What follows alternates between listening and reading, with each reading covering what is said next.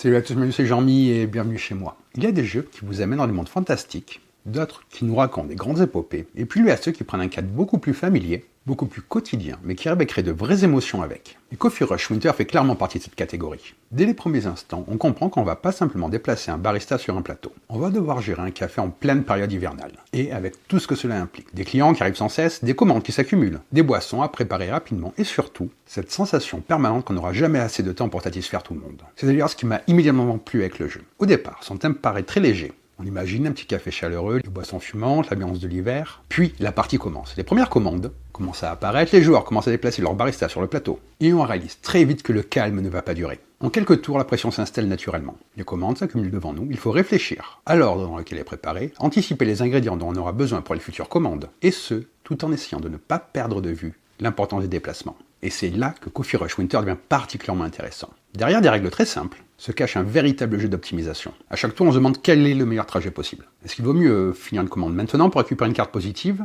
Ou bien, faut-il commencer à engranger des ingrédients pour les futures commandes qui vont arriver? Est-ce qu'on dépense le cookie pour augmenter son déplacement, ou est-ce qu'on le garde pour plus tard, lorsque le rush arrivera? Toutes ces petites décisions s'enchaînent très naturellement et donnent un rythme particulièrement agréable au jeu. Et ce que j'apprécie aussi, c'est que cette réflexion ne ralentit pas du tout la partie. Pendant qu'un joueur réfléchit à son itinéraire, les autres observent le plateau, regardent les ingrédients disponibles, anticipent leur propre déplacement et suivent l'évolution des commandes. On reste impliqué pratiquement en permanence. Il y a très peu de temps mort, et c'est un point que je trouve très important dans ce type de jeu. L'ambiance autour de la table fonctionne très bien d'ailleurs, grâce à cette petite montée en tension qui arrive au fur et à mesure. Les premiers tours sont assez sereins, on découvre le plateau, on commence à remplir ses gobelets, on termine ses premières commandes, puis le rythme s'accélère sans qu'on s'en rende compte. Les nouvelles commandes arrivent de plus en plus vite. Certaines commencent à disparaître, et on se retrouve à faire des choix que l'on n'avait pas anticipés quelques tours auparavant. C'est une montée en puissance très progressive, mais elle fonctionne remarquablement bien. Et le thème participe très bien à cette immersion. Souvent dans ce genre de jeu, le thème est plaqué. Ici, je trouve que les deux fonctionnaient très bien ensemble. Les gobelets qui se remplissent progressivement, les ingrédients que l'on récupère en traversant le café, le matériel d'extrêmement bonne qualité, les commandes qui arrivent sans cesse, les clients qu'il faut servir avant qu'ils ne repartent. Tout cela raconte une histoire très simple, mais particulièrement crédible. On ressent vraiment cette impression d'être derrière le comptoir pendant une période de forte influence. Coffee Rush Winter est un jeu imaginé par Hyuj Han, édité par Korea Board Games, illustré par Sion Wang. On est sur un jeu de 2 à 4 joueurs, pour des parties de 30 à 40 minutes à partir de 8 ans. Si vous appréciez les jeux où chaque déplacement compte, où l'on cherche constamment à anticiper ses actions, tout en faisant face à une pression qui augmente au fil des tours, Coffee Rush Winter a de quoi attirer votre attention. Il sera bientôt disponible en français. Sous ces airs de jeu convivial et accessible se cache un véritable puzzle d'optimisation et de gestion, qui demande d'anticiper, de s'adapter et de faire les bons choix au bon moment. Maintenant que le décor est planté, que vous savez à quoi vous attendre derrière le comptoir, il est temps de comprendre pourquoi ce petit café peut rapidement devenir un véritable terrain de réflexion. Je vous propose donc de découvrir comment on joue à Coffee Rush Winter. Allez, on va voir comment ça se passe autour de la table. Avant de commencer la partie, on va d'abord prendre le temps d'installer le matériel et voir comment mettre le jeu en place. Une fois le matériel installé, je vous expliquerai le déroulement d'un tour, la façon de préparer les boissons, de gérer les commandes et toutes les mécaniques qui font le rythme de Coffee Rush Winter.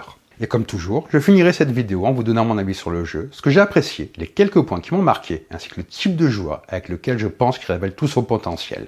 Tout est prêt de votre côté, installez-vous confortablement et découvrons ensemble comment se joue Coffee Rush Winter. Alors que les journées se raccourcissent et que le froid s'installe, les clients affluent à la recherche de boissons réconfortantes. Dans le jeu, vous incarnez le gérant d'un café et devez faire face à l'effervescence de la saison en servant les commandes de vos clients aussi efficacement que possible.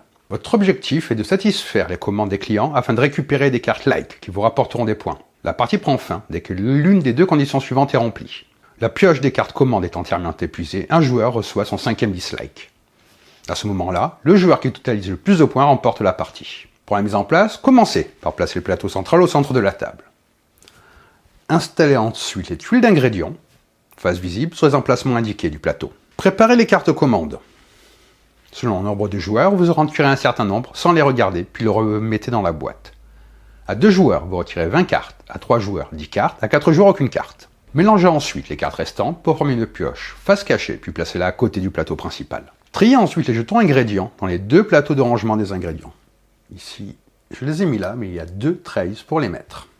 Placez ensuite ces plateaux, ainsi que les jetons cookies, à proximité, afin de constituer la réserve. Chaque joueur prend un jeton cookie. Les formes des jetons cookies n'ont aucun effet sur le jeu. Chaque joueur choisira ensuite une couleur et récupère un plateau joueur, un meeple, 6 tuiles amélioration, ainsi que 3 gobelets. Ensemble, les joueurs choisissent 4 des 6 tuiles d'amélioration qui sont utilisées pour cette partie, puis les placent face cachée sur leur plateau. Si c'est votre première partie, il y a 4 tuiles qui sont recommandées pour commencer. Placez les gobelets au-dessus de votre plateau. Puis remettez dans la boîte toutes les tuiles d'amélioration et tous les composants qui ne seront pas utilisés pendant la partie. Désignez un premier joueur qui prendra le jeton premier joueur. Chaque joueur pioche ensuite 2 cartes commandes et les place dans sa file de commande, située à droite de son plateau joueur. Une carte en position 1, une carte en position 2. Le premier joueur reçoit une carte commande supplémentaire et la place également en position 1. Il commence donc la partie avec 2 cartes en position 1. Pour terminer la mise en place, en commençant par le joueur situé à droite du premier joueur, puis en poursuivant dans le sens aiguille d'une montre, chaque joueur place son meeple sur une case ingrédient libre du plateau. Il est interdit de placer son meeple sur une case déjà occupée. À chaque fois qu'un joueur place son meeple, il récupère un jeton ingrédient qui correspond à la case choisie et le place dans son gobelet. À 2 joueurs, le placement des meeples ainsi que certaines règles de jeu sont différents. Je reviendrai un petit peu plus tard quand je vous expliquerai les variantes. Comment se déroule donc un tour de jeu? En commençant par le premier joueur, puis dans le sens des aiguilles d'une montre, les joueurs jouent chacun leur tour. À votre tour, vous effectuez toujours les étapes dans l'ordre indiqué. Certaines étapes sont obligatoires, tandis que d'autres sont optionnelles. L'ordre d'un tour est donc le suivant. Activer des améliorations, qui est optionnel. Se déplacer, c'est obligatoire. Remplir le gobelet est obligatoire. Compléter des commandes est optionnel. L'écoulement du temps est obligatoire. Au début de votre tour, si vous possédez au moins 3 cartes like dans le coin supérieur gauche de votre plateau, vous pouvez en défausser 3 pour activer une amélioration. Carte like que vous mettez ici. Vous choisissez l'une de vos tuiles, encore face cachée, et vous la retournez face visible pour indiquer qu'elle est désormais active. Vous voyez, elles ont 2 faces. Vous pouvez les mettre comme ceci. Cette amélioration peut être utilisée dès ce tour-ci. Ensuite, c'est obligatoire, vous devez vous déplacer. Vous déplacez ensuite votre meeple sur le plateau principal afin de récupérer des ingrédients. Pendant ce déplacement, vous devez respecter les règles suivantes. Vous devez obligatoirement vous déplacer de 1 à 3 cases. Votre meeple se déplace uniquement vers des cases orthogonalement adjacentes. Les déplacements en diagonale ne sont jamais autorisés. À chaque fois que vous entrez sur une case, vous récupérez immédiatement un jeton correspondant à l'ingrédient de cette case. Vous gagnez donc l'ingrédient de chaque case traversée, pas seulement de votre case d'arrivée. Les jetons ingrédients sont considérés comme illimités. Si la réserve est vide, utilisez un substitut. Vous pouvez traverser une case déjà occupée par un autre meeple, mais ne pouvez jamais terminer votre déplacement sur une case occupée. Lorsque vous entrez sur une case occupée, vous récupérez tout de même son ingrédient. En revanche, vous devez disposer d'assez d'emplacement pour quitter cette case et terminer votre mouvement sur une case libre. Vous pouvez également dépenser des jetons cookies afin d'augmenter votre déplacement. Chaque jeton cookie vous permet de vous déplacer d'une case supplémentaire. Par contre, vous devez continuer à respecter toutes les autres règles de déplacement et vous récupérez également les ingrédients des cases parcourues grâce à ces déplacements supplémentaires. Vous pouvez dépenser autant de jetons cookies que vous le souhaitez en les remettant dans la réserve. Mais il est interdit d'utiliser votre troisième déplacement pour entrer sur une case occupée, puis de dépenser un cookie afin d'effectuer un déplacement supplémentaire. En revanche, vous ne pouvez toujours pas terminer votre déplacement sur une case occupée. Enfin, une case peut être traversée plusieurs fois au cours d'un même déplacement. Vous pouvez donc repasser plusieurs fois sur une même case, ou même terminer votre déplacement sur une case que vous avez déjà traversée auparavant. Par exemple, c'est à moi de jouer. Je pourrais faire 1, je prends ceci. 2, je prends ce qu'il y a là. Et 3, et je reprends ceci. Après votre déplacement, vous allez placer les jetons ingrédients dans vos gobelets. Lors de cette étape, plusieurs règles doivent être respectées. Vous pouvez placer tous les ingrédients dans un seul gobelet ou les répartir entre plusieurs. En revanche, les ingrédients déjà présents ne peuvent jamais être déplacés vers un autre gobelet. À tout moment pendant votre tour, vous pouvez également vider un gobelet. Choisissez 101 puis remettez tous les jetons qu'il contient dans la réserve. Enfin, tous les jetons ingrédients récupérés de ce tour qui ne sont pas placés seront défaussés. C'est-à-dire que lui, je vais le placer ici, lui, je le place ici, et lui, je décide de le placer là. Ensuite, vous allez compléter des commandes. Les ingrédients nécessaires pour réaliser une commande sont indiqués dans la partie droite de la carte. Pour compléter une commande, vous procédez en 2 étapes. Lorsqu'un de vos gobelets contient exactement les ingrédients demandés, sans ingrédients supplémentaires, placez ce gobelet sur la carte commande correspondante afin d'indiquer aux autres joueurs que cette commande est prête. C'est-à-dire que là, si en plus j'avais ça ici, les 3 éléments de cette carte y sont, je placerai donc mon gobelet ici. Ensuite, vous vérifiez que les ingrédients correspondent bien à ceux demandés. Si c'est le cas, remettez tous les jetons ingrédients dans la réserve.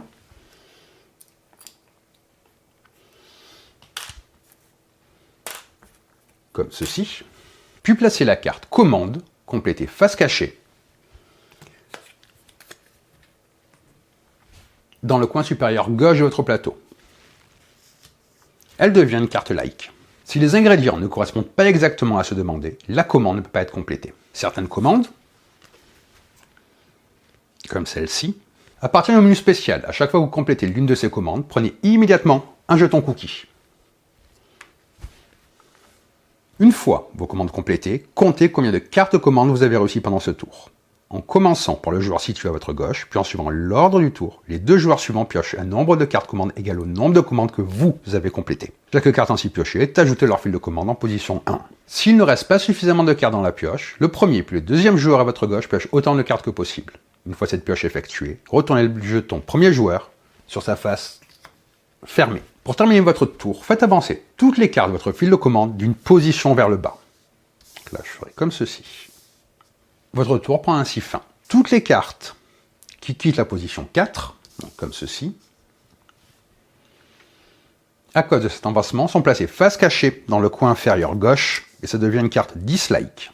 Pour chaque carte placée de cette manière, prenez immédiatement un jeton cookie dans la réserve. Si un joueur en possède 5, retournez immédiatement le jeton premier joueur sur sa face fermée. La fin de partie est déclenchée dès que le jeton premier joueur est sur la face fermée. Donc je vous redis, quand il y a 5 cartes ici, ou lorsque la pioche est vide. Lorsque cela se produit, la partie continue jusqu'à ce que tous les joueurs aient joué le même nombre de tours. Le dernier tour de la partie est joué par le joueur situé à droite du premier joueur. À la fin de la partie, chaque joueur va calculer son score. Plus 2 points par carte like, plus 5 points par amélioration activée, moins 1 point par carte dislike. Le joueur qui obtient le plus de points remporte la partie. En cas d'égalité, le joueur à égalité qui possède le plus de cartes like l'emporte. Si l'égalité persiste, c'est le joueur qui possède le plus de jetons cookies qui l'emporte. Si les joueurs sont encore à égalité, ils se partagent la victoire. Je vais vous résumer comment se passe un tour de jeu. À votre tour, vous suivez toujours les mêmes étapes dans cet ordre. Activez une amélioration si vous le souhaitez. Déplacez votre meeple pour récolter des ingrédients. Répartir ces ingrédients dans vos gobelets. Compléter une ou plusieurs commandes, si possible, puis gérer l'afflux de nouvelles commandes. Faire avancer votre fil de commande. Le défi consiste à gérer efficacement vos déplacements, l'organisation de vos gobelets et le rythme d'arrivée des commandes afin de satisfaire un maximum de clients avant que le café ne soit débordé. Il existe 6 améliorations au total. Au début de votre tour, vous pouvez en activer une en défaussant 3 cartes like. Choisissez une tuile encore face cachée, puis retournez la face visible. Une fois activée, une amélioration reste active jusqu'à la fin de la partie. Ici, double meeple. Lorsque vous entrez sur une case déjà occupée, vous récupérez 2 fois les ingrédients de cette case. Double destination. Lorsque vous terminez votre déplacement, vous récupérez 2 fois les ingrédients de votre case d'arrivée. Double corner, vous récupérez 2 fois les ingrédients de 4 cases situées dans les coins du plateau principal. Double spécialiste, vous récupérez 2 fois les ingrédients des cases fruits, chocolat, eau et thé. Déplacement en diagonale. Votre meeple peut désormais se déplacer en diagonale en plus des déplacements orthogonaux habituels. Le saut. Si vous choisissez de ne pas récupérer le ou les jetons ingrédients obtenus lors de votre premier déplacement, vous pouvez effectuer un déplacement supplémentaire. À 2 joueurs, toutes les règles du jeu de base s'appliquent, à l'exception des modifications suivantes. Après avoir choisi leur couleur, les joueurs prennent 2 meeples au lieu d'un seul. Désignez ensuite le premier joueur, en commençant par l'autre joueur, puis en alternant un meeple à la fois, chaque joueur place 2 meeples sur le plateau. Chaque joueur récupère immédiatement les ingrédients correspondant aux 2 cases. Pour le déplacement, vous choisissez un seul de vos 2 meeples à déplacer. Il est interdit de répartir vos déplacements entre les 2 meeples. L'amélioration de double meeple s'applique également à la case occupée par votre autre meeple. Comptez le nombre de cartes commandes que vous avez complétées pendant ce tour. L'autre joueur pioche alors autant de cartes commandes depuis la pioche et les ajoute à sa file de commande. Après avoir fait avancer votre file de commande, mais avant de terminer votre tour, piochez une carte commande et ajoutez-la à la position 1. Vérifiez ensuite si une condition de fin de partie est atteinte avant de terminer votre tour. Avant de passer à mon avis sur Coffee Rush, si vous aimez ce genre de contenu avec des règles et un ressenti à la fin, n'hésitez pas à soutenir la chaîne avec un like, en vous abonnant si ce n'est pas encore fait, et en activant la petite cloche pour être tenu au courant de toutes les vidéos lorsqu'elles sont disponibles. Vous trouverez également sur la page principale de YouTube tous mes réseaux si vous décidez de me suivre, et cela aide aussi beaucoup la chaîne. Vous pouvez aussi partager en commentaire votre ressenti. Si vous avez déjà joué à Coffee Rush, et si cette version vous fait envie, n'hésitez pas à me le dire. Et maintenant, voyons ce que j'ai pensé de Coffee Rush Winter après plusieurs parties. Après avoir joué à Coffee Rush Winter, ce qui m'a le plus marqué, c'est la manière dont le jeu réussit à proposer à la fois une expérience très accessible et étonnamment exigeante à la fois. À la vue des règles, on pourrait penser qu'il s'agit simplement d'un jeu où on se déplace pour récupérer des ingrédients et réaliser des commandes. Mais dès les premiers tours, on se rend compte que tout est question d'anticipation, d'organisation et surtout d'optimisation. Le cœur du jeu repose sur une mécanique très simple. Déplacer son barista sur le plateau pour récolter les ingrédients nécessaires aux différentes commandes. Mais très rapidement, cette simplicité laisse place à une vraie réflexion. Chaque déplacement devient important car on cherche à récupérer un ingrédient précis. On essaie de construire un trajet qui permettra de préparer plusieurs commandes en parallèle, tout en évitant de perdre un temps précieux. C'est d'ailleurs un des points que j'ai le plus apprécié. Le jeu récompense constamment les joueurs qui réfléchissent plusieurs tours à l'avance. Il ne suffit pas de répondre à la commande la plus urgente. Il faut aussi penser à ce qu'on prépare pour la suite, à la manière dont on remplit les gobelets et aux ingrédients qu'il sera intéressant de récupérer lors de nos prochains déplacements. On a vraiment cette impression de gérer plusieurs boissons en même temps, exactement comme dans un café où plusieurs clients commandent au même moment. Les gobelets d'ailleurs apportent énormément de profondeur. Comme les ingrédients déjà placés ne peuvent pas être déplacés d'un gobelet à l'autre, chaque décision compte. Il m'est arrivé de me dire qu'une répartition était parfaite, avant de réaliser, un ou deux tours plus tard, que ça me bloquait complètement sur des préparations plus importantes. Ce sont de petites erreurs qui ne semblent pas importantes sur le moment, mais qui finissent par avoir un vrai impact sur la partie. Cette gestion des gobelets fonctionne d'autant mieux qu'elle est associée à une pression permanente. Les commandes ne restent jamais disponibles trop longtemps. Elles avancent progressivement dans la file et si on tarde trop, elles finissent par devenir des cartes dislike. J'ai trouvé cette mécanique particulièrement intéressante parce qu'elle oblige en permanence à revoir ses priorités. On aimerait satisfaire tout le monde, mais ce n'est tout simplement pas possible. Il faut accepter de faire des choix, même de laisser partir une commande pour en sauver 2 autres plus tard. Cette montée en tension est vraiment progressive et les premiers tours permettent de s'installer tranquillement. Puis, le rythme accélère peu à peu. Plus les commandes arrivent, plus on regarde sa file avec inquiétude. On calcule ses déplacements, on vérifie le contenu de ses gobelets, on observe ce qui manque pour terminer une commande.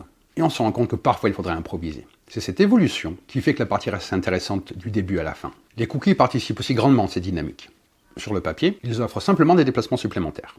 Mais autour de la table, ils deviennent une vraie ressource stratégique. Les utiliser au bon moment peut complètement changer un tour en permettant d'aller chercher l'ingrédient qui manque ou de modifier un itinéraire devenu moins intéressant à cause du placement des autres joueurs. A l'inverse, dépenser trop rapidement peut laisser sans possibilité lorsque la pression en fin de partie devient plus forte. L'interaction entre les joueurs est essentiellement indirecte, mais elle fonctionne très bien. On ne passe jamais son temps à empêcher de vouloir les autres jouer. Pourtant, leur influence influe constamment nos décisions. Le simple fait qu'une case soit occupée peut complètement modifier notre trajet. Comme il est possible de traverser une case occupée sans s'y arrêter, on réfléchit constamment à chaque tour. On regarde les autres, on essaie d'anticiper leur déplacement, et cela crée une interaction permanente sans ralentir le jeu. J'aime aussi beaucoup le système d'order charge. Lorsqu'un joueur réussit plusieurs commandes lors d'un tour, il accélère automatiquement l'arrivée de nouvelles commandes chez l'adversaire. Cette idée est excellente parce qu'elle crée une interaction qui n'est pas agressive, mais qui influence directement le rythme de chacun.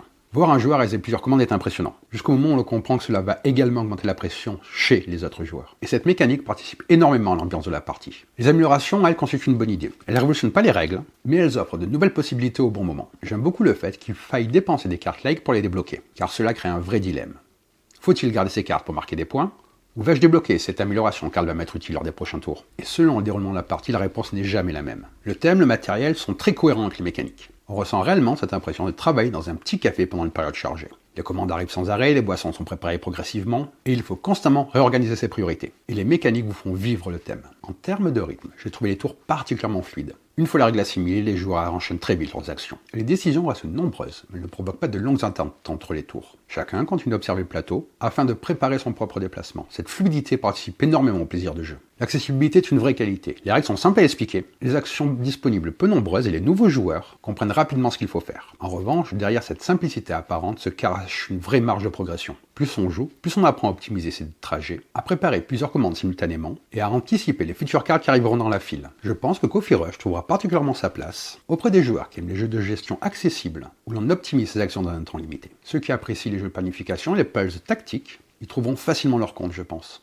Au final, Coffee Rush Winter est une vraie belle surprise. J'ai vraiment apprécié cette combinaison entre accessibilité, fluidité et réflexion. Les règles sont simples, mais elles génèrent des décisions importantes à chaque tour. La pression monte progressivement, les interactions restent constantes sans devenir frustrantes, et chaque partie donne envie d'encore améliorer un peu son efficacité. C'est typiquement le genre de jeu qui s'explique rapidement, qui plaît aussi bien aux joueurs occasionnels qu'aux joueurs habitués, et qui donne envie de le ressortir régulièrement sur la table. Pour moi, c'est une proposition cohérente, agréable à jouer et particulièrement réussie dans ce qu'elle cherche à offrir. Un jeu de gestion léger, dynamique et malin, capable de créer de vraies petites montées en tension, sans jamais perdre son côté convivial. Donc voilà pour cette vidéo, j'espère que ça vous a plu. Sur ce, je vous dis bonne partie et bon jeu!